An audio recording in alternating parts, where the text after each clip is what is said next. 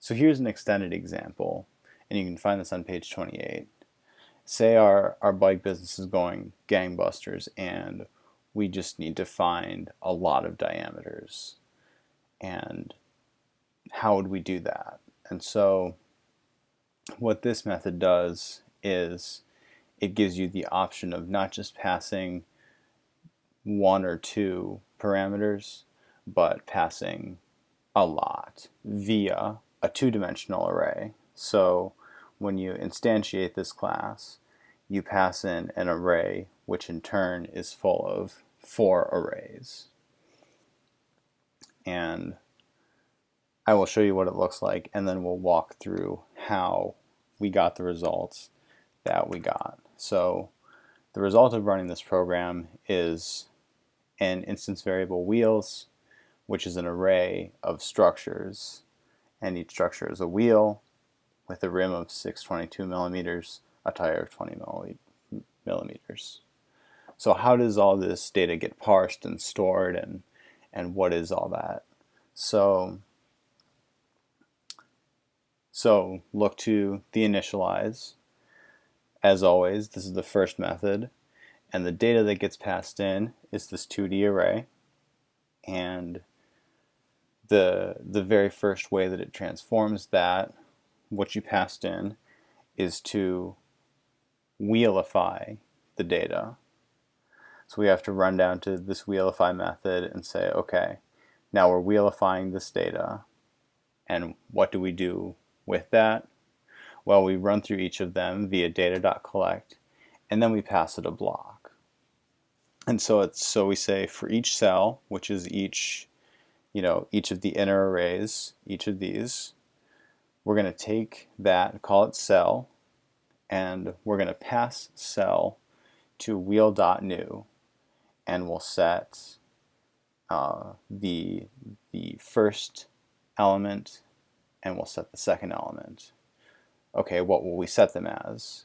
So if you look up here in wheel 15, this wheel structure is defined as an object that has a rim and a tire. And a structure, in case you're not familiar, a structure is basically a basic version of a class. It's kind of stripped down. It doesn't require an initialize method or an attribute reader or any of that other stuff. It's just like a quick and dirty way to make an object. So wheel is a new structure. It has a rim and a tire. And so we're taking each of these inner elements, or each of these inner arrays, and we're setting the 0th and first element to rim and tire. And we're storing them in at wheels, right? And so when we print that out, we get at wheels equals this wheel, this wheel, this wheel, this wheel, which each map to this wheel, this wheel, this wheel, and that wheel, respectively. But there's an even more cool transformation that we can do at this point via the diameters method. And so let's go ahead and run that.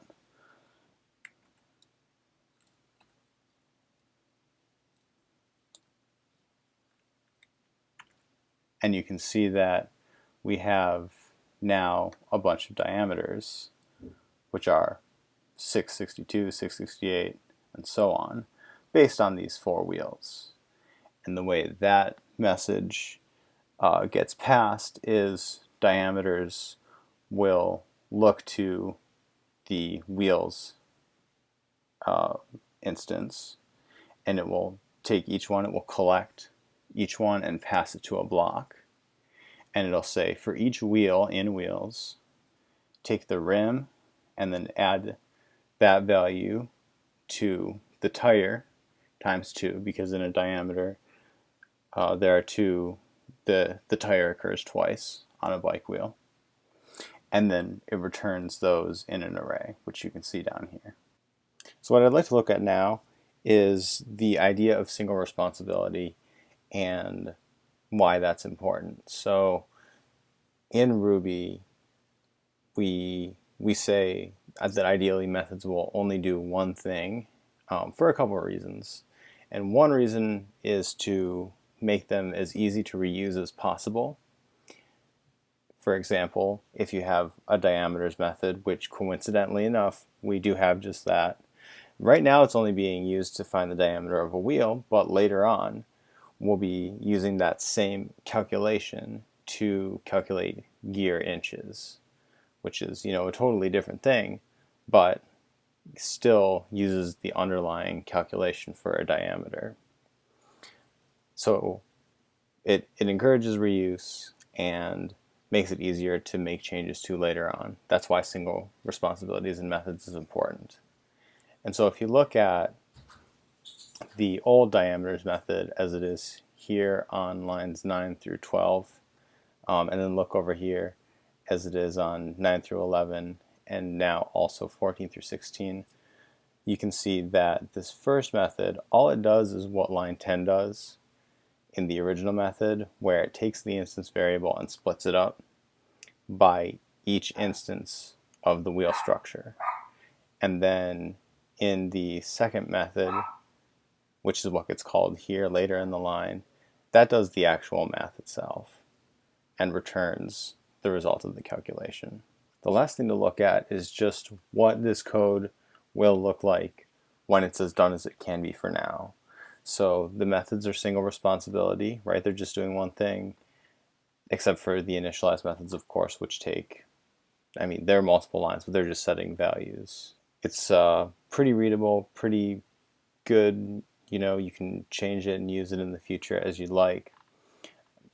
Pretty important one is to notice that the wheel has been spun off into a full-on class of its own. There's even a new method right here we have for the circumference, which utilizes the calculation of diameter. That's pretty neat. That's a good example of reuse there. And I think that the thing to do here would just be to look at some examples of what it looks like when this code runs.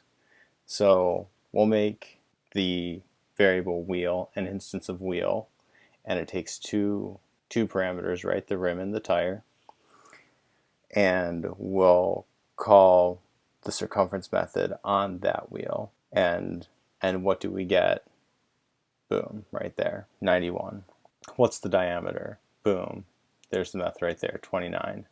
Now here's where the movement of the messages starts to get a little bit more complex. Say we make a gear which has a wheel in it, right? In this instance of gear, there is no wheel. It's just the two params that gear takes, right? Chainring and cog. And this third param, by the way, wheel equals nil, that's just a placeholder saying that if you wanted to call a new instance of gear with a wheel, you could do that. But if you don't, it's no big deal, because by default it will be set to nil and you just won't have to worry about it. So for the sake of the ratio method, you don't need a wheel. You just need the chainring and cog. And sure enough, it returns the correct answer there. But if you wanted to call something like gear inches, like the gear inches method on it, then you would need a wheel. And so in this case, we pass this variable as the third param in this new instance of gear and call the gear inches method on it. And sure enough, our answer comes out correctly here. So there's kind of a lot going on. I think that if you spend like a little bit of time looking over it and sort of imagining, okay, what are the components of gear inches? It's ratio. So this gets done and that becomes the value here. And then wheel dot diameter, right? Like that's taking this and putting it into here, and this in turn comes from these two. So it's kind of like it's just a matter of looking at it and seeing it, and eventually you develop the intuition if you don't have it already. The last thing I want to mention, take a look at page 31 and you can see 4 qualities that the author lays out for like why it's virtuous to do good refactoring. And these are just some principles that she highlights. So the first one is exposing hidden qualities. And if you look at, these methods, and especially like Like these methods here, it's like, okay, you're taking something from somewhere and then doing some transformation on it. And that's just not as apparent as when the wheel is spun out into its own class here, and it's, this is the initialize method, and this is the diameter method, and this is the circumference method. And it's like, that's very apparent. And you don't necessarily like see that if you just have a bunch of methods like mishmashed together like that. The second one, avoiding the need for comment, and that's actually that's pretty apparent as well. Like you can see there's a comment right here. It would certainly require a couple more comments if I were to explain to someone what this method does versus this one, which is, very aptly named. The math is pretty linear and makes sense. The third virtue, encouraging reuse. Once diameter was spun off on its own, we could put it in here for circumference.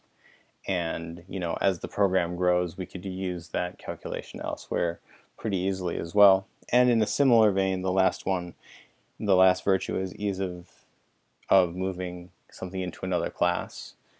And that's basically what I just said, but a different facet of it. So thanks for watching. I'll see you guys in the next video.